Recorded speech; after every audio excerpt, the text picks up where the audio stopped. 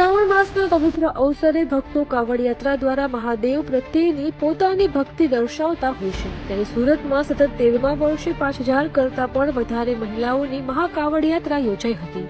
આ સાથે જ પાર્થેશ્વર શિવલિંગની પૂજાનું પણ આયોજન કરવામાં આવ્યું હતું, જેમાં 5000 જેટલી બહેનોએ પાર્થિવ શિવલિંગની પૂજા કરી હતી અને પૂજાની સમાપ્તિ બાદ આ કાવડ યાત્રીઓનું સન્માન કરવામાં આવ્યું હતું। આ સાથે જ ધાર્મિક, રાજકીય અને સામાજિક આગેવાનોનું પણ સન્માન કરવામાં આવ્યું હતું। તો સ્વયંસેવકો દ્વારા રાષ્ટ્રની એકતાનું પ્રતીક એવા આપણા રાષ્ટ્રધ્વજનું સન્માન કરી એકતાનો સંદેશો પણ આપવામાં આવ્યો હતો।